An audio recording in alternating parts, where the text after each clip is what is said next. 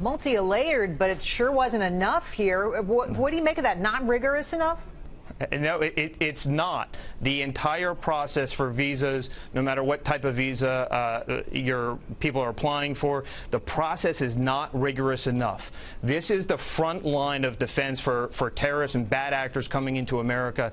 We are not doing a good job. It's not the consular officer, the State Department officer who issued the visa. It's not their issue. This is a bigger policy issue, a policy issue that needs to be handled at the highest levels of the administration as well as in Congress. But what else should they do? I mean, do they need to be asking, what's your religion? Are you radical? I mean, what would it take? No, and I think that there are a lot of ways that we can get more rigorous screening. One is we need to bolster intelligence. So that's the base. And then what we have to do is we have to bolster the screening process. We have to better communicate within the federal government.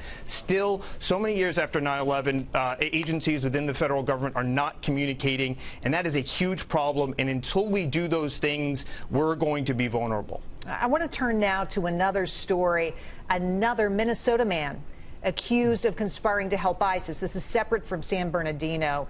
Yeah. Abdirzak Warsame, this young fellow, 20 years old from Minnesota, was charged with conspiracy to provide material support to a foreign terrorist organization. There he is right there. Court documents allege Warsame tried to help other young men from Minnesota's Somali community travel to Syria to fight for ISIS. 9 others in that group have already been charged. Is this a much bigger problem? Does this come as a surprise to you?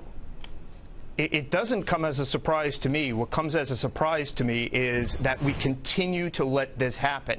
The Somali community in the Twin Cities has been a bastion for recruitment and organizing people traveling overseas, as well as terrorist operations within the United States.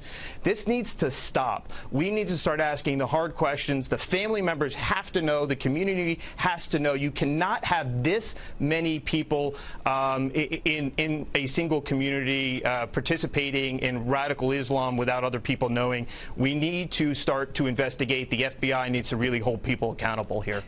Well, Joshua, I got to tell you, about a dozen Minnesota residents have traveled to Syria to join jihadist groups. Look at these numbers.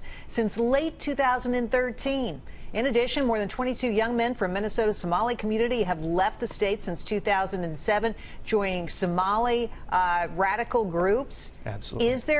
What's going on there in that area? I mean, is it just like a lot of people from Somalia have landed there or living there, and it's a ripe hotbed for this kind of movement?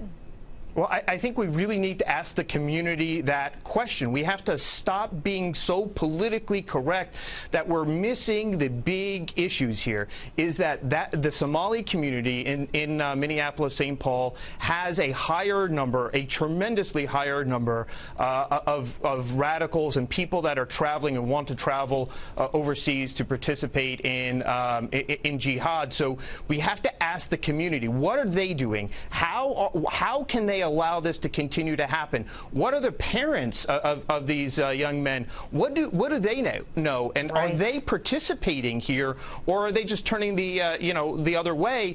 And in that way, they're still helping, and we need to hold them accountable as well. Too politically correct. I couldn't agree more. I want to talk about Europe for a second. Swiss police now raising the terror threat level in Geneva. Listen to this. After reportedly receiving intelligence of 4 terror suspects believed to be connected with the Paris attacks in that area, are we getting closer to catching the Paris attacker Salah Abdeslam? No. No? No. I'm sorry. This is absolutely just, Europe has really botched this. From the start to now, they have not done some really critical things, which is to really prevent people from moving around when the Paris attacks first happened. That has caused a migration of those that were supporting and those that participated to be able to blend back into the community. And this is a huge issue because we now know that people within Switzerland are helping them, helping move them around. So who's doing that? Are they helping other people? Are there other cells there? This This is absolutely critical, and it shows some major gaps in European security. All right, Josh, thanks for that. Appreciate your time. Joshua Katz, Thank former you. CI operations officer.